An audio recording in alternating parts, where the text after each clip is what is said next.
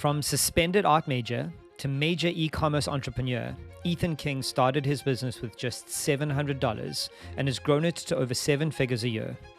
He built this business with his business partner, who also happens to be his wife. But everything they built was almost destroyed by the fine print in a contract with one of their suppliers. Ethan tells an impressive and motivating story about overcoming a $300,000 lawsuit to build a bigger and better business. My name is Nick Haralambis, and I don't want to keep you waiting any longer. So remember, it's not over until it's over. Ethan, thank you for joining me on It's Not Over. Welcome. How are you? Hey, Nick. I'm doing great. How are you today? Pretty damn good. Okay, so let's dive right in and set the scene. What business are we talking about? What was going on at the time? What role are you in? Like, give us some context. Okay, sure. My main business is Zeuss's Closet. I'm the co-founder and CEO. And what we do at Zeuss's Closet is, you know how when like a studio was filming a movie and they need like custom wardrobe for like a fictitious company or some custom jackets or wrap gifts for the crew, and they needed it like yesterday because that's how Hollywood is. Well, that's what we do at Zeuss's Closet. We provide that wardrobe. In fact, if you think about any type of affinity group, like a fraternity, a sorority, a team, a business, an organization, and you need branded apparel for that organization to show the world how dope you are, that's what we do at Zeuss's Closet. So to put it in context, we have 2 retail stores, about a dozen different websites, and sorry about the audio here. Let me turn this off. And we're like a tattoo shop for your clothes. You want to just start that again to give it some context? 2 retail stores or whatever. Okay. So we have 2 retail stores now. I'll go back in time. At the time, we didn't. We have about a dozen different websites that appeal to different niche markets, but we help you show your passion on your fashion. We're like a tattoo shop for clothes. Nice. I like that line. Okay, further context to help me here. Are you a sole founder? When did you start the business? So we started the business. My wife and I are business partners, 50-50 business partners. And we actually started the business shortly after college. We were boyfriend and girlfriend, and we went half on a business. We started with $700 and just split it $350 and $350. And we're still business partners to this day. But it was around 2002 when we founded the business. And then I started working in the business full time around 2004, and then she came on full time around 2005. There are so many crazy things just in that intro. Straight out of varsity with your girlfriend, starting a business. Honestly, I think like that is more of a commitment than getting married, starting a business together. And then the fact that it has managed to sustain itself for 20 years, and I'm assuming you are still with your wife. Yeah. Like, there are just so many tick boxes there. It feels like you've won at life, and we need to unpack that. But let's before we get into that, and I'm sure we will get into the partnership and the relationship and how that works. But let's talk about this business a bit more. So, talk us towards the near business death experience we're going to talk about. How's the business grow? You now both full time, and then what unravels? Yeah, sure. So a lot of our business has to do with licensing. So we'll put a company's brand on something. Let's say if you wanted to sell Disney products, well, you have to pay them a license fee. Or if you want to sell collegiate products, you have to pay a license fee and pay royalties. And each one has a different agreement. So I'm being intentionally vague. I can't name names or anything I'm bound legally to confidentiality.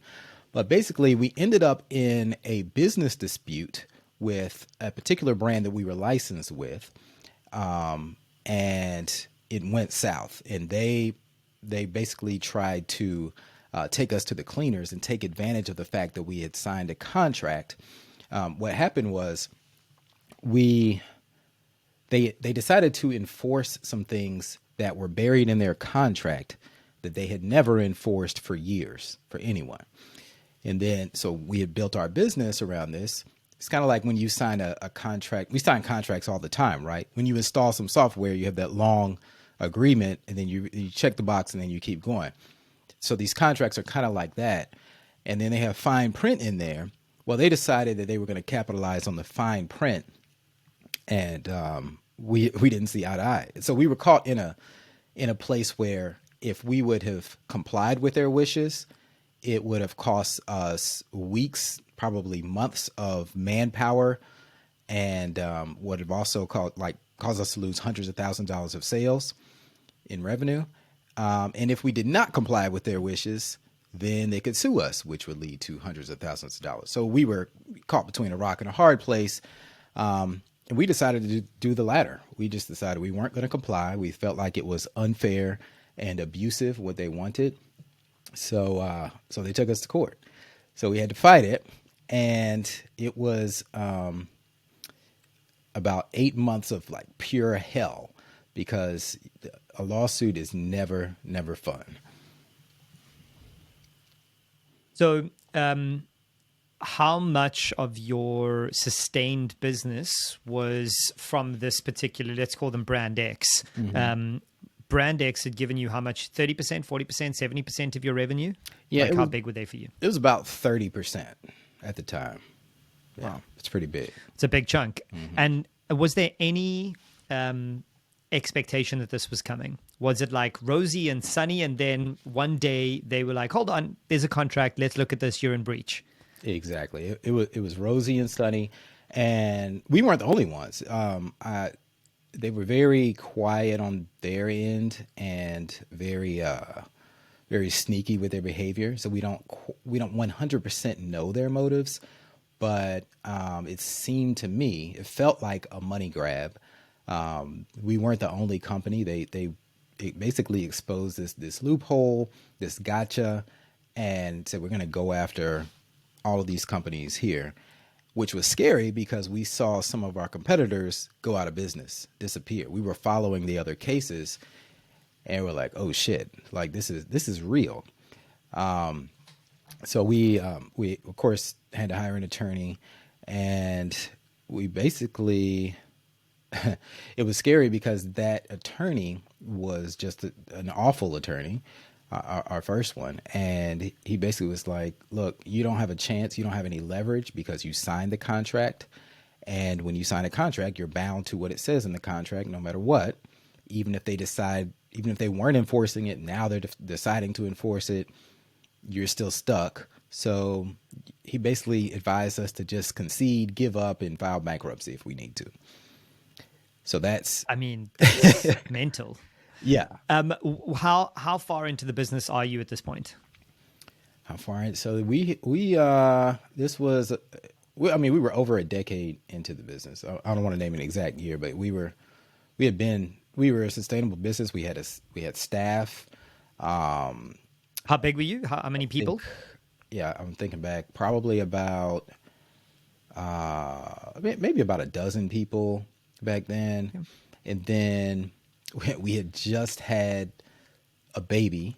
So literally our second kid had just been born. So here we are with an infant. So we're already stressed out, and we're dealing with this at the exact same time. That's a lot to take in. So talk me through the communication from the company, Brand X. Was it lawyered up from the minute that you knew things were going bad? They'd lawyered up and it was lawyer's notes? Or was it the person you'd been dealing with for a while through this licensing agreement who came to you and was like, whoa, what's up? Yeah, that's the thing. The person that we had been dealing with was silent. And that's why we thought everything was rosy. And we get a mysterious letter from a name that we had never seen before, and they said that they represent Brand X. And it was like, what? Is this a joke? Is this spam? Is this someone phishing? Like one of those hacking phishing emails.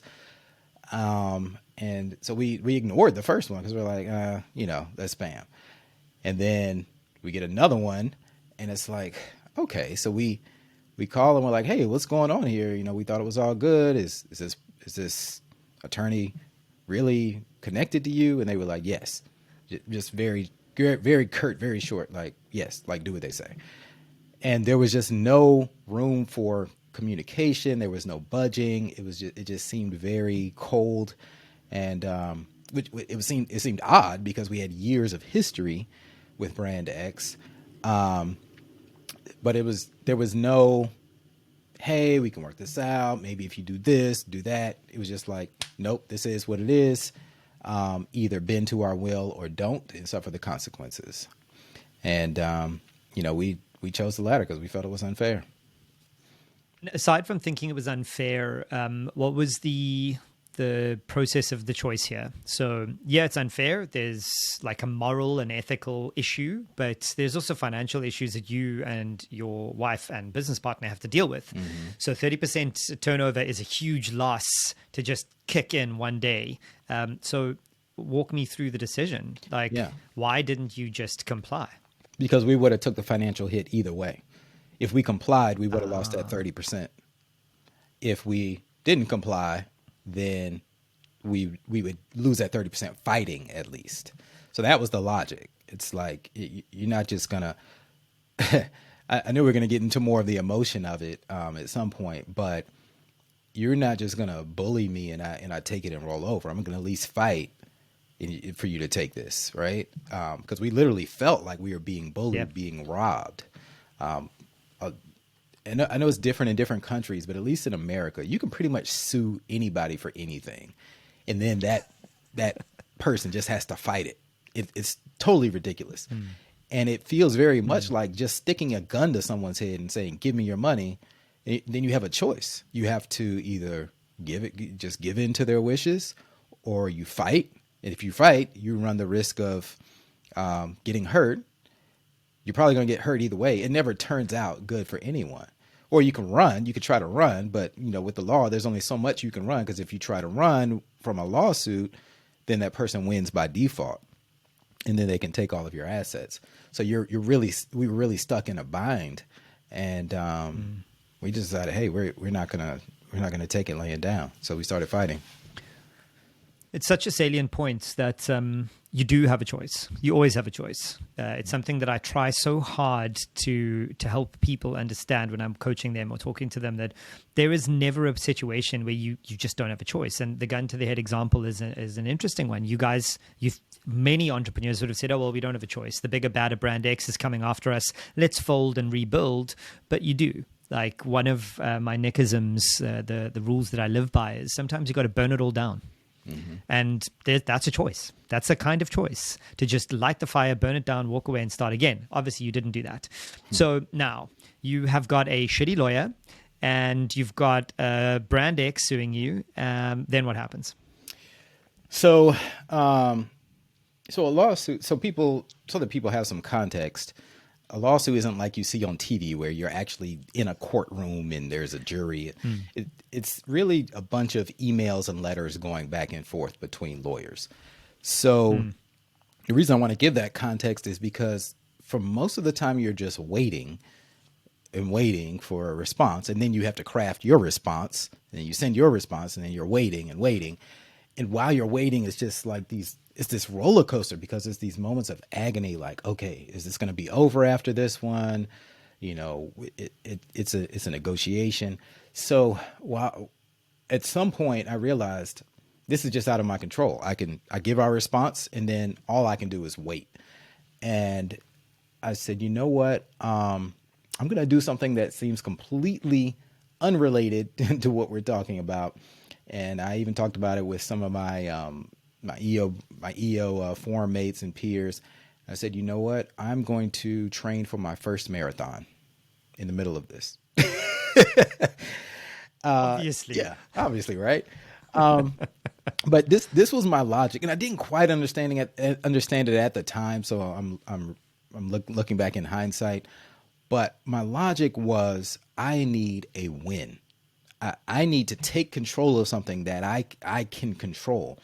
I couldn't do anything about the money situation, but that was pulling me down in the other areas of my life. And one thing I talk about in my book, I believe there are 6 dimensions of life: spirituality, intellect, money, which money comprises your career, your business, everything, your physicality, your love and relationships, and entertainment. And it spells the acronym simple. And so my money was being pulled down, just sucked away in legal fees and everything. And then I started to feel it pulling at my spirituality. I was down. I was stressed out. It pulled away at my intellect because I wasn't focused on anything else. It was only on this situation, and I couldn't think about anything else. And then it pulled down on my physical life. I wasn't working out. I was gaining weight from the stress. It started to affect my relationships, because when you're stressed out about something, then you start to lash out at other people, right? So here I am pissed off at my kids and my wife, and they didn't even do anything. And then definitely affected my entertainment. I wasn't doing anything entertaining. So I was like, you know what? I can't let this suck down my whole life. I have to let that be what it is and focus on something else. So I decided I had never run a full marathon before. I decided I was going to start training for a marathon. I registered for it. Training for a marathon is very time consuming. For the benefit of your audience, if they've never run a marathon, it's 26.2 miles. Typically takes about 4 or 5 hours. And so training for it leading up to the race means sometimes you're running for 3 hours a day. And that sounds horrible. So of course people were like, you're in the middle of the, people who knew what was going on, they're like, you're in the middle of the fight of your life. How are you going to take 3 hours out of your day and go run? It didn't make any sense. But here's the thing. During those 3 hours of running every day, I had time to clear my mind, and I'm listening to audiobooks, podcasts. Clear thinking started to come to me. Now, again, I didn't know this at the time. I'm looking at it in hindsight, but I ended up making better decisions. So after a while, we fired our lawyer. We got a new one. You can do that in the middle of a lawsuit. Wait, at what point did you realize that the lawyer wasn't looking out for your best interest? Like, was it a very defined, this guy is fucking us over, let's move on? Well, when he suggested that we just concede and file bankruptcy and just let them get a judgment. Also, like the logic of that as a lawyer, it doesn't make sense to me. If you concede, he doesn't get paid his fees for an ongoing lawsuit. So like it doesn't make sense for him either. Like what a dumb move. Anyways, let's move on. I don't know. But so one piece of advice that I got from one of my buddies in EO who had been through a similar situation, he said, get big letterhead. I'm like, what does that mean? Big letterhead. So when you have a lawyer and they send a letter, that's all you're doing is sending letters back and forth. Look at the letterhead. You want a lawyer that the letterhead takes up like half the freaking page, where they have offices all over the world and they're this big name, and you know that they have the resources and the big guns to fuck up the competition, right? So he's like, it doesn't matter how expensive they are. I know you can't afford it. And this lawyer ended up costing like 3 times that our first lawyer did. But we went for the big letterhead, and long story short, he was a genius. He is a genius because he ended up finding a way. We countersued them, and we exposed some information in the countersuit that would have really put them in a bind if it got out. So that's as detailed as I can get, but it made them back down, and we settled out of court. That's an incredible lesson for any young founder or first-time founder or somebody who's struggling with their cash flows but is experiencing something like this, is you get what you pay for. Oh, yeah. You pay for a lawyer that is worth 3 times the first one, you get 3 times the genius. That's right. Sometimes in some spaces, you get what you pay for. That's right. And they have the resources where if they don't know the answer, they have 300 colleagues they can consult with to help out your situation. So it felt like a David and Goliath thing, and we were David, but then we hired another Goliath to have our back, and it works. Yeah. And how long before getting this new lawyer countersuing did they settle out of court? You mean how long after that happened? Yeah. So how long from the moment you hired the new lawyer? Was it another month, or another 3, another 6? Like how long were you tormenting over this? Hard to remember. I mean, the whole thing lasted about 8 months. Okay. So I probably it was just all that back and forth, but yeah, maybe about 2/3 of the way through, then we started to see the light at the end of the tunnel. Because before that, they weren't we even play at one time. We were just being humble and just like asking like, hey, can you let this go? Like, let's work it out. And they were just being hard nosed, but they changed tune when we countersued. And I mean, sometimes you just got to punch the bully right back square in the fucking nose, and in order to get the result that you want. And then they're like, oh, wait a minute. Let me change course here. This isn't the person that I want to mess with. And so that's what had to happen. And then we started to see light at the end of the tunnel. And then the negotiations were, okay, this and this and this. It ended up being a fraction of what they were initially asking for.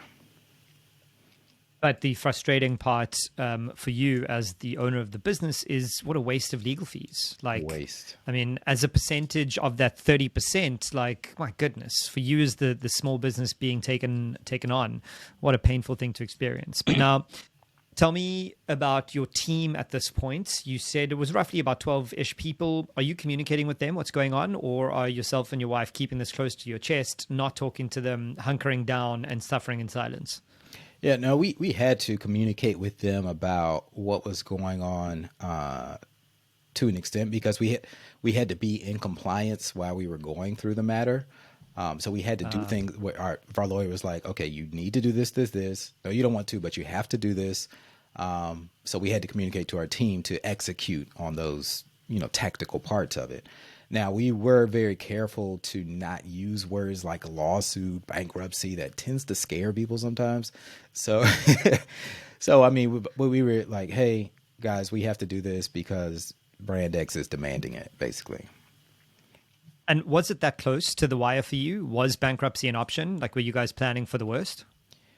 I mean, it was definitely in the back of my mind, because you have to look at all the possibilities, And I mean, and in America, I mean, you can do that. I mean, everybody knows our last president did it a few times, and it's, while it's a scary word, it's not the end of you. Like, you can bounce back from it. You get a clean slate. So I think that was part of the first lawyer's logic too. Is like, oh yeah, no big deal, just file bankruptcy and then move on with your life.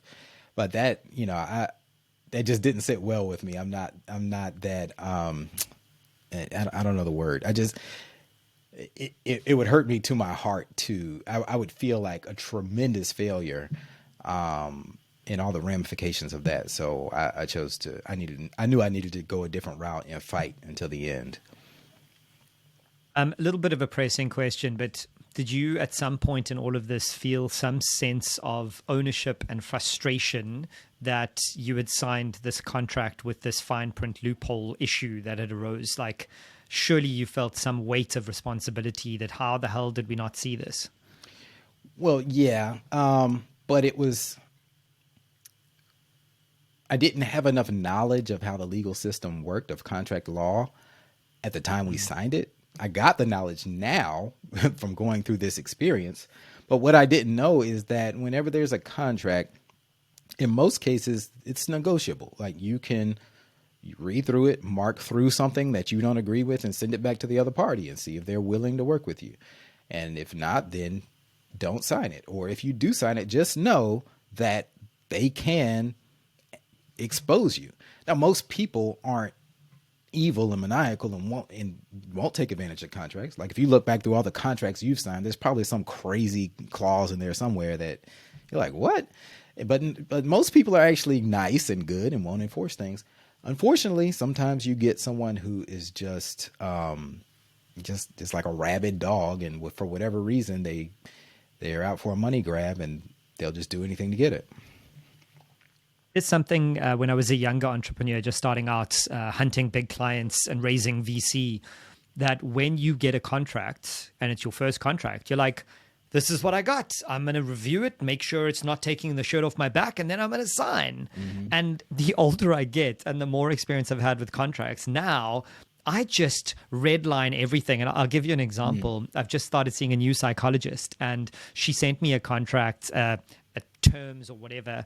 And one of the terms was, if the session is shorter than 50 minutes or I'm late, I still pay the full amount. No problem. I just added in the same clause for her. Oh, okay. So if she's late, or if she ends the session earlier than, and she didn't say anything, I signed it. I crossed out a whole bunch of stuff. She didn't say anything. She signed it. There we go. Yeah. And the thing that you raise is so important, that everything is a negotiation. It's not like if you push back, they're going to say, oh, you know what, you didn't sign point 3, point 4, point 2A, we're out. Right. They're going to go back to you and say, can you leave it in, please? It's not like it's the end of the road. So that's a really important lesson. Did you feel the need? I mean, an entrepreneur friend of mine is actually in the middle of getting his 3rd degree, which is a law degree, because he's had a similar issue. Did you feel like your gut reaction was, fuck this guy, I'm going to go and get a law degree and I'm going to sue him myself? Like, what did you feel the need to upskill yourself dramatically after this? Oh, I had to. Oh my God. Yeah. I feel like I paid for a law degree. I mean, I literally spent 8 months buried in contract law. Because, I mean, while you can hire a great attorney, and you should, you still also need to be prepared to defend yourself and fuel that, fuel your attorney with ideas. And, you know, maybe there's something I read that said, hey, well, you know, this. And then that sparked something in his mind. He says, oh, well, we can do this. So yeah, I feel, one thing I look at in life is, you know, when we make these mistakes that cost us a ton of money, it's like paying college tuition or university tuition. In a way, you're going to pay it one way or the other. So this was just an expensive lesson, but it was my tuition. I graduated from that particular college. Yeah, what do you need an MBA for when you've got 8 months of being sued? Right, or a contract law degree. And I mean, and to your point with contracts and redlining, I mean, this was in one piece of context that I didn't provide is that we have probably we hold hundreds of licenses like this with organizations that we're allowed to put their logo and stuff on. Hundreds. So this wasn't, we've never had an issue with anyone else. So this really, that's why we were really blindsided by it. That makes sense. Okay, so now let's dig into a little bit more of the personal stuff. So, I mean, the fact that you have been with your wife for as long as you have, firstly, well done. Then the fact that you've built a business with her and gone through something like this, at this specific moment, you're the CEO, and she's what role in this business? She's like VP, COO. Okay. Yeah. Okay. So how do you two kind of come together? How does this stress your business relationship and your home relationship? Like, what was that like? Because 9 months is a long time to be in conflict with someone, not your wife, with another party. Yeah. And with a new baby, don't forget. And with a newborn and a toddler, I imagine. A like, newborn, oh my goodness. Yeah, a newborn and a 4-year-old. Yeah, and dealing with this.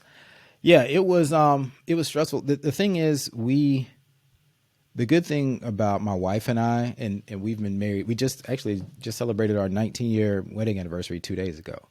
So one thing we agreed on from day one is open lines of communication. If something is bothering us, we don't let it fester for weeks and months. We get it out that day, and we say, this is bothering me. This wasn't cool. Let's resolve this. Ideally, before we go to sleep that night. It comes from the Bible. Never let the sun set on your wrath. So that's served us very well in our relationship. Another thing that has served us very well, and people think I'm crazy when I say this, but I actually people say, how do you guys work together? Like, I could never work with my spouse. I actually encourage people to create a side business or something with your significant other. If it's a hobby, that's fine. But I think it's great for people to have something that they're working on together. So they have a shared vision.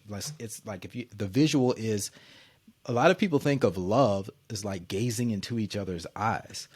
But I think that it is longer lasting and more purposeful if instead you are side by side and you have the same horizon and the goal that you're looking at, and you're in battle fighting together. We got each other's backs. Like, it's like that movie 300, and we're slaying the opponents together, and we come out together on the other side.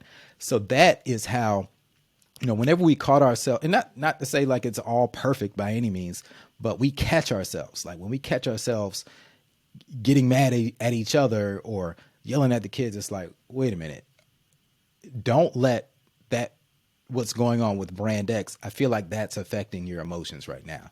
And then I'll check myself and be like, yeah, you know what? You're right. That's not cool. Let's team up. We're in this together. Let's take them down. Let's not let them win. Yeah, I love that. And I mean, out of interest, my partner and I spent 6 years building a retail business together too, e-commerce and retail. And the open communication thing is also one of our pivotal points. And one year she said to me, I don't think I want to work with you anymore. And we sold the business a year later because you got to pick, right? Wife and family or business, and easy choice. So that resonates with me. Brene Brown has got this thing that she does with her husband. I'm a big vulnerability fan, and Brene Brown is like a deep vulnerability spirit animal for me. They will tell each other percentages of how much they're coping. Like I'm at 20%, you got to pick up the other 80. And I'm at 50%, you got to pick up the other 50. And I was watching an interview with her, and someone said to her, but what if you're both at 20%? She said, then we shut everything down. We shut down. The kids don't go to school. We don't leave the house. We get videos, movies. We sit and we look after each other until we're both at 80%. And then we can get going. And that really, like, it resonated with me very deeply, because it is this give. And we all think that it must be today. You got to be on your 100% today, every day, nonstop. But that's not real. Sometimes business is hard. Sometimes relationships are hard. Sometimes they're easy. Sometimes you're up. Sometimes you're down. You got to give and have some flack with all of this. So I'm glad that you say that. I like. Okay, you actually made me think of something there. That another benefit is being aware of your partner's skill set and having each person kind of stay in their lane. And this is another thing that we learned. We actually learned this in premarital counseling, and I'm very fortunate for this lesson.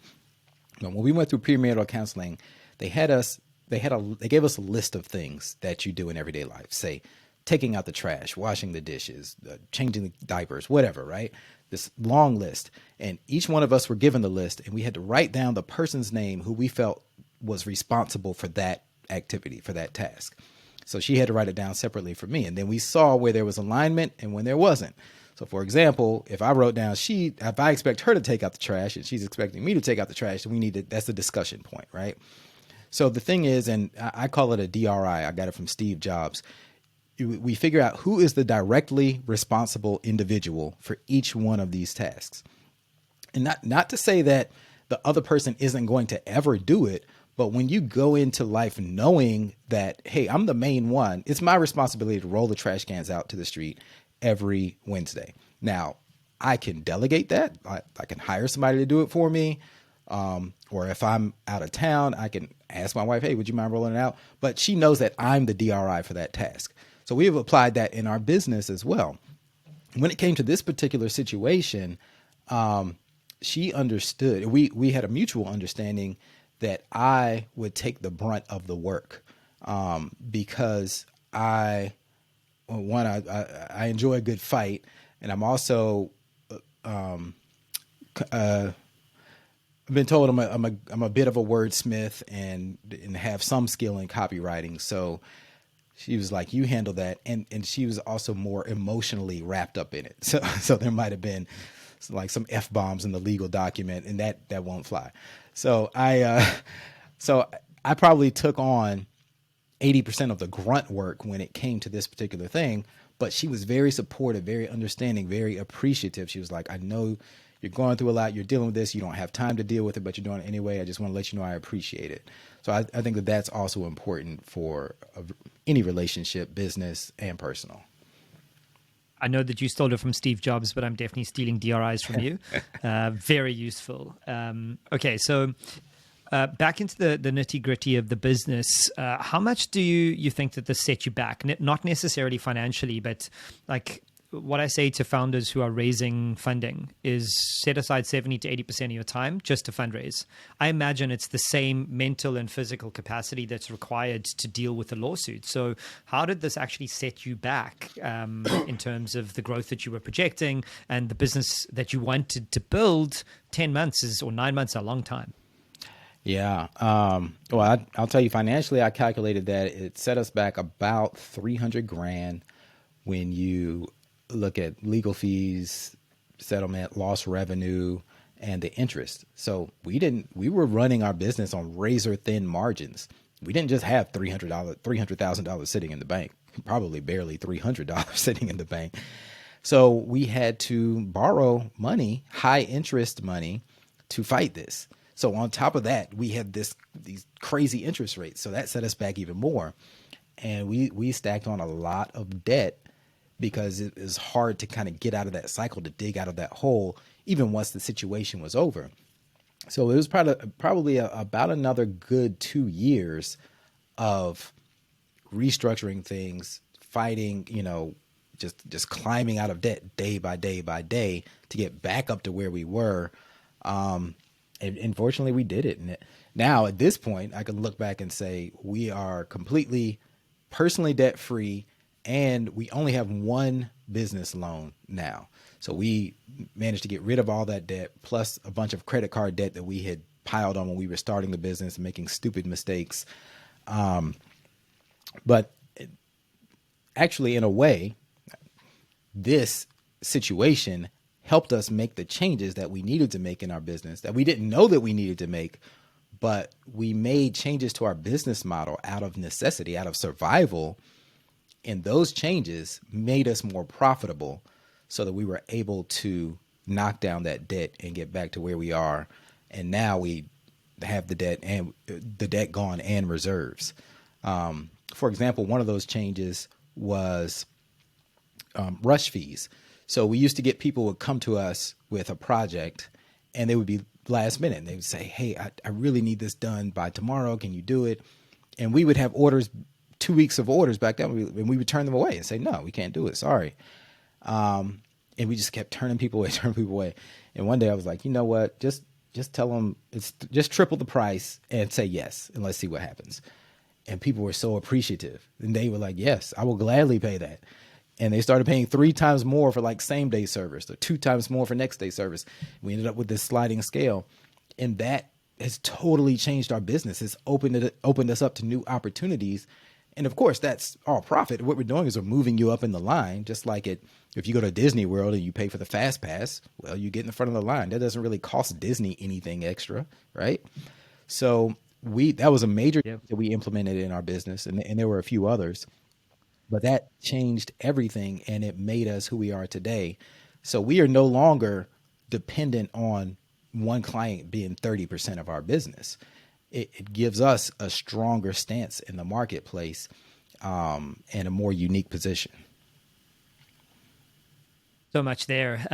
The thing quickly to punch your new book that I know you mentioned, and I believe it's in chapter 11, where you mentioned me too, about post-traumatic growth. Yeah. And this is an exact example of that. Is Right. So many founders try and avoid tough situations and bury their heads in the sand, when actually, if you are able to get through it, the chances are in the research indicates that up to 80 to 90% chance you will be a better version of yourself, and your business will be a better version of it if you survive. So, and that's basically what the show is about. Like, you survived and found ways to eke out new income streams, to get new revenue models, and to get better clients. So like, that's post-traumatic growth, and that's Right. what business is about, right? Exactly. Now, not all businesses are, because there are some businesses who they get smacked with some trauma and they shut their doors. We saw it happen in 2020 with a lot of our competitors. It's like, oh wait, there was lockdown, and then a month later they're gone. And I'm like, wow, they didn't put up much of a fight. Thin margins, no diversified income. Right. Like, it's brutal out there. It's brutal. But 3 things that I learned from this situation related to post-traumatic growth, is one that I mentioned earlier. Don't let one situation bring you down in other areas of your life. Don't let your finances affect your life at home and so forth. Try to keep those 6 levels I mentioned, like I call them the 6 dimensions of success, that simple acronym: spirituality, intellect, money, physical, love and relationships, and entertainment. Try to stay as high in as many of those areas as possible.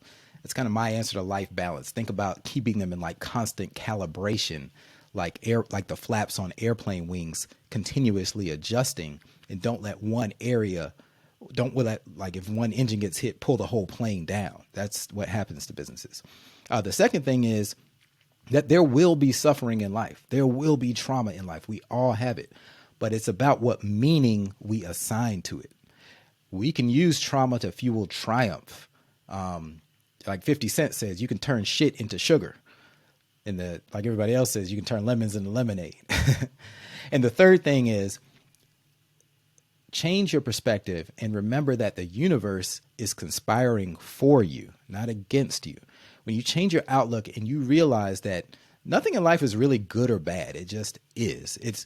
And if you tweak it to think, oh, this is somehow happening for me, like this incident that I'm talking about, this lawsuit, this dispute ended up happening for me. It was painful at the moment. I didn't see it until later, but I wouldn't be where I am today if it weren't for this. So I'm thankful for it now.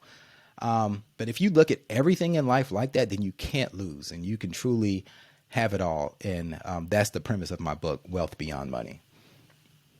Yeah, I love that last point specifically speaks to my nihilistic approach to the world, that fundamentally the universe doesn't apply meaning to anything. Right. The universe isn't meaning. Our perspective, our existence, our egocentrism applies meaning to things that happen in the universe. One day when a big asteroid is coming towards the Earth, it's not because the universe is pissed off at Earth. Right. It just is. It just is. That's just the way it is. It's just happening. And I love that perspective that the universe is conspiring for you. If that's the way you choose to see the universe, there are negative people who will always be negative. They're going to win the lottery and they're going to be like, oh my God, now I have to deal with winning the lottery. Like, right. It's all about your perspective. And I really, really appreciate that.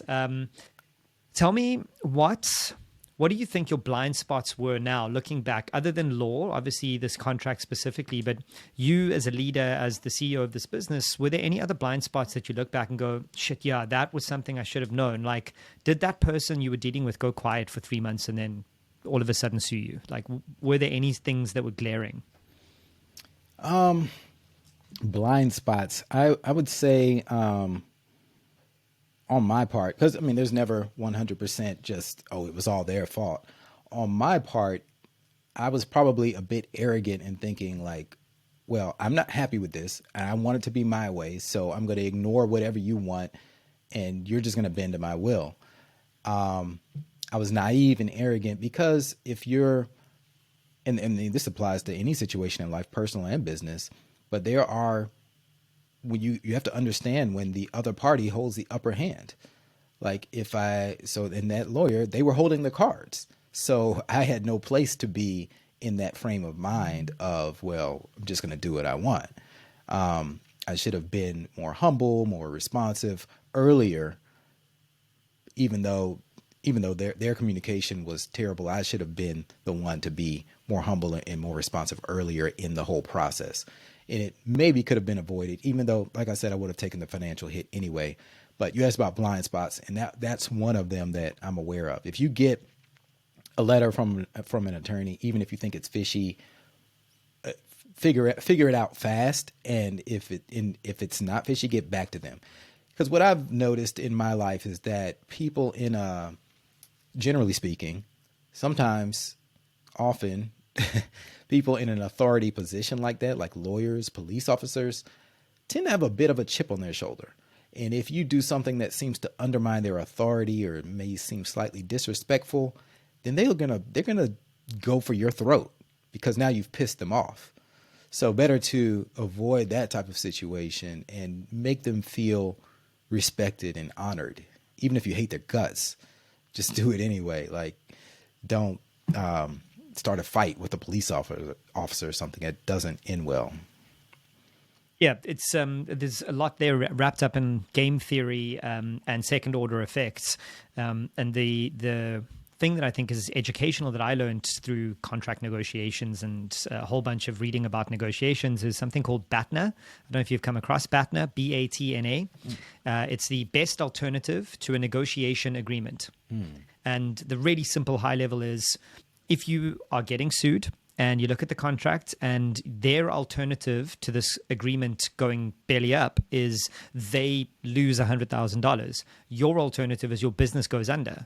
You default have the worst position. They have the BATNA. They have the best alternative to the negotiation agreement, and you can then start working from that point. Now that you figured out who's going to die if they lose, You can either become the rabid dog and start acting like the one who's going to die, or you can start thinking second and third order effects and figuring out, well, if I do this, they'll do that, then they'll settle, and da da da da da. But if you go in having no context of who is going to die at the end of this, the chances are it's you if you haven't thought this through. Right. Exactly. Okay. We're getting to the end of this. I want to know what you have learned from a business context that you have taken with you everywhere you go from this particular situation. Yeah, I mean, just one of the tactical part of it, obviously, read contracts, understand everything,